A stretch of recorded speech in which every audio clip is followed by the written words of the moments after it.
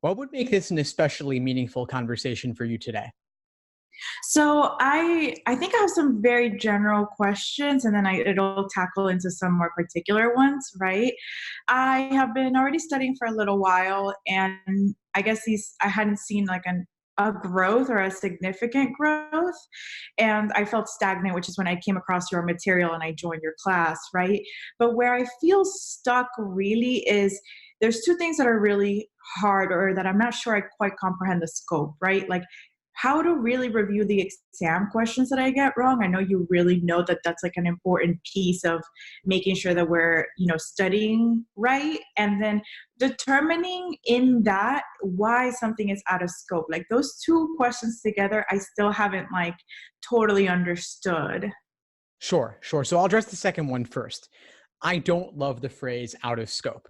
To me, that's a catch all category. It doesn't mean a whole lot. It simply means that it was not covered by the stimulus itself, which is the case for really most wrong answer choices. So I would encourage you to get more granular, get more specific in exactly why something was wrong. Was it too extreme? Was it a category of things not being discussed?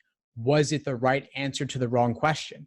There are a variety of ways or reasons why something could be wrong. So I'd encourage you to get more specific with it. Okay, so like think more when you're going through let's say you're going through your wrong answers, right? Just more asking yourself why something is wrong as opposed to why something maybe is right, so that you could better scratch things off as you go along. I would definitely suggest evaluating wrong answer choices because a lot of the time it's about choosing a tempting wrong answer. And there are four of those. So there's a lot to review. There's only one right answer. And of course, you might have gotten a question wrong because the right answer seemed unappealing. And if that was the case, you should talk about that too. But proportionally, there are more wrong answers to evaluate than right ones. And a lot of the time, they'll put a very tempting wrong answer earlier than the correct one. Yeah, because what I have seen for myself, and I guess I'm still fairly early on in your program where I'm still figuring out how to appropriately review the wrong answers. I'll get down to two, like a right one and a wrong one, but then I'll always choose the wrong one. And then when I look back to see like what does it say about this one, it tends to be that this goes beyond what the question is asking you. It goes beyond the paragraph. So it's like the tempting answer seems to be the one that gives where you're making more assumptions about what you're reading, and it's really hard. I haven't gotten there in the study program, but I'm really struggling in breaking out of that mental habit of like, why am I just adding more to this that's in front of me? Yeah, sure. And it's not that surprising to me because the LSAT knows how we think. They know that students like strong language and we like to strengthen arguments. We gravitate towards strong language and we look to close gaps a lot of the time. But we've got to do what the question stem is asking us to do. And certain question types require more moderate language than others. Like a lot of times, necessary assumption questions, the correct answer will seem wrong. People will say because they already knew that or didn't really add anything. But the thing is, for necessary assumption, you don't want it to add anything. You Okay. want moderate for that particular question type. So you want to make sure that you're doing what the question's actually asking. I know that this might be like a hard question because of for the different question types, but is there anything that you ask yourself, or is there anything intuitive where you're like, where you look at it and you say like, am I is I'm trying to figure out how to properly ask this. Like where you say to yourself, I feel like I'm going beyond what is being asked of me. Like how do I take a step back? You know what I'm saying? That's a good question. I think that I could address it this way. Let's say if we're talking about, let's say, necessary assumption questions versus strengthening questions. Strengthening questions, it's fine for us to go beyond. It's fine for us to consider alternative possibilities or alternative explanations and dismiss them, or to better relate the evidence to the conclusion. Because if they are more related to each other, then the argument will be strengthened as a result. But all of that is new information going outside. of what was in the stimulus. And the question stem says, which one of the following, if true, would most strengthen the argument? So that's fine to go beyond in those cases. For necessary assumption, though, more moderate is more likely to be correct given the question type and given the stimulus, the scope of what we're looking at there. And so when you say, do I ever feel like I'm going beyond? I guess knowing the question stem, I will either allow myself to go beyond or not. Okay, that's a great tip. I don't think I had gotten there yet when looking at the question stems. And then another fun question type that I struggle with, and I'm not sure where to begin, is inference questions, because I feel like they're much more different than the other types where you either kind of base it off the stimulus based on the paragraph, or you can kind of allow yourself to go a little bit beyond. I don't think I have managed to get an inference question right. And I don't know what type of mindset I need to have when approaching those. Yeah, I haven't figured out a good approach based on the different ones that I've looked at. Sure. Yeah, so inference questions are a little bit different. You're right about that. And they are more often fact sets than other types. So you're not as likely to be dealing with an argument in this question type. A fact set simply a bunch of information, no real conclusion that they're giving you. You might extract a conclusion from the fact set by combining different parts of the stimulus. But your job here is not to deal with the gap, if there is one, in any particular way. I actually frame necessary assumption questions as being a very specific kind of must be true question. So to me, necessary assumption questions are within the category of inference because no new information is permitted. Okay, I think that's I'm seeing a pattern here, and it continues to be the going back to getting more out of a question than what you need to if an inference question is really focused about just what's there, not more than what's permitted. So it seems like there's a pattern there in kind of my failed logic when going through these questions, which is good. I'm glad you spotted that. And that is great to spot that because that's something you can work on, of course. Yeah.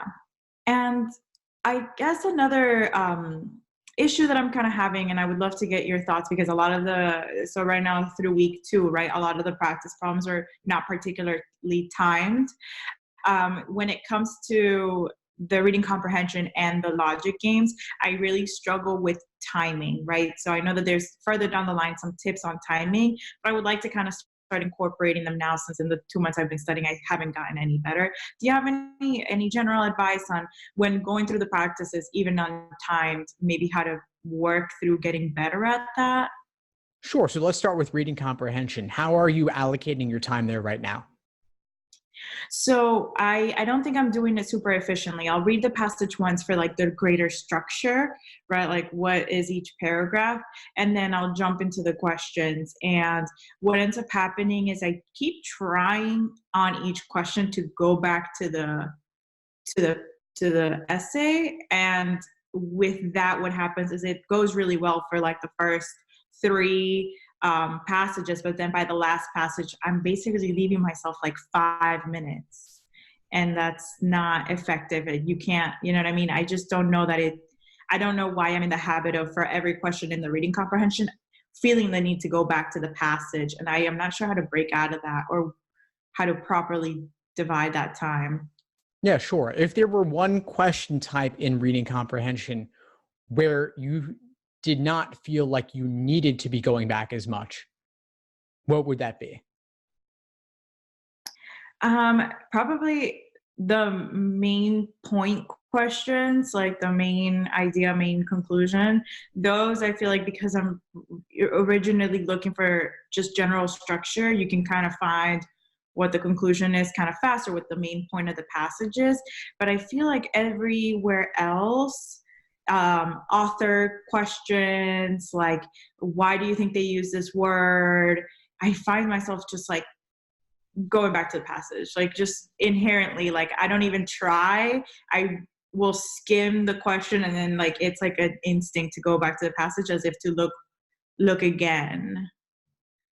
Sure. Yeah. So for some of those, maybe you do need to, but as you said, for main point, maybe you don't. To me, in my mind, there are three different types of reading comprehension questions. There are the global ones, like main point, main idea, primary purpose, passage organization. Then you have local, detail-oriented ones. Then finally, you have the more inferential ones that require more reading between the lines. But for that first category, maybe you don't need to go back, especially if you can find the key line or lines where they summarize it in the passage on your initial read. And you could walk away with that main idea before going on to the questions. Because after all, if you can't get the main idea from the passage, then you're not really getting anything, right? So Yeah, you walk away with that, you knock those global ones out, just with that main idea in mind. that's good. And then for the inferential ones, I in reading comprehension, I also struggle with the inferential ones. I also do and this is actually, now that you say that, that does take me the most time. I'll go back and still try to find like a more concrete thing, even though it's an inferential question. For those, do you have any sort of advice? Like, would those require necessarily to go back to the passage, or is it more of like, if you understand the main idea of the passage, you should be able to make a better inference? It depends. In some cases, you'll be able to get it through your intuition, through your memory. Other cases, you might need to go back. And so what I would suggest is that during your review process, whenever you have trouble with one of those questions, find the lines that supported the correct answer. And just as an exercise, keep doing that. Then you'll start to pick up on the patterns. Okay, and that should help with the timing. Okay. And what about logic games? Right now I'm kind of in the deep of it. It's funny enough, I have my little packet of all the ones I still got to work through. And I'm taking a while, and maybe this is because I'm not making all the right inferences, but I find myself taking about 10 to 13 minutes on some because I keep trying to make diagrams. I keep feeling like, well, did I make enough? Did I infer enough? Like, can I really comfortably scratch off what I'm scratching off so that it ends up dragging long, because I want to make a diagram for most questions. And I don't know how to curb that desire of wanting to like make a diagram for everything to be sure, as opposed to maybe writing off based on what I've already done. Sure. Well, diagramming is great, and making use of previous diagrams is also great. So the approach I would recommend is simply looking at your previous diagrams first to see if they will solve it for you. Maybe they'll help you eliminate a couple of choices, or maybe at least one. And then beyond that, once you've exhausted that, then you might want to diagram more. But to me, diagramming on average isn't a bad thing to do. And from your experience, maybe in somebody that's like a little slower in these, I'm still not sure which I'm more comfortable first. Like, there has been advice that maybe you want to try and diagram as much as you can at the beginning and then go to the questions, or maybe do the basic initial diagram and then hop in and see what kind of the questions lead you. I don't know that I have tried any of those like religiously enough to be able to make a determination, but from your experience, do you see one more successful than the other? It varies. It varies based on the game type. Some games lend themselves to it more than others. Not all games are equal. Some games will allow you to draw a lot up front. Other games won't have that much available for you to draw. Yeah, that's true. Hopefully, as I keep going and the games get harder, I can fine and tweak. And then this will be my last question. I know we're almost out of time, but there also is a lot of talk about, if you are finding yourself struggling with time, maybe make sure you do really good in like the first three, and then just forget the last one. Like, any thoughts about that method? I am iffy on it because I really want to try and get all the points that I can get, but in terms of maybe maximizing my score, if I'm not getting the timing right, what is your thoughts on that approach? Yeah, sure. My intuition is that it depends on what your goals are. If you are committed to getting a 165 plus, in my book, that means you've got to attempt every single question. Alternatively, let's say if you're in the 140s or the 150s and you're aiming to get high 150s or around a 160, then that might be a good approach, because you knock out the hardest stuff. You don't even bother with that. And you really refine your accuracy on the others. So it's just a question of what your goals are and what you'd be happy with. Okay. So those were all my questions. I really appreciate your time. I feel like I see like improvements already. At least so far, I've only really tackled the logic games, but even in that, I've already seen some good improvements. So I just want to say like thank you for your time again and for all the help you've offered. I'm really excited to see how this comes across and how this goes on test day. My pleasure, Estefania. It's been great to connect with you. What would you say is the biggest insight you got from our call today and from the course so far? Even in just speaking out, I'm starting to see patterns of thinking where I need to go back and work on. So as opposed to before, you just see like you're getting all these things wrong and maybe you're not seeing where it's connecting. But then, for example, seeing where all the inference stuff and where going beyond is doing more harm than good, like that actually then helps me focus when reviewing my wrong questions, which is really where I think that's where I can make the most points gain. So now seeing that is making me feel a lot better about how to move what the plan is going to be for moving forward in terms of strategy and tackling these questions that I keep continuously getting wrong. And hopefully I can start now seeing a little bit more progress since I finally connected a couple of dots on that. So that's actually kind of pretty insightful.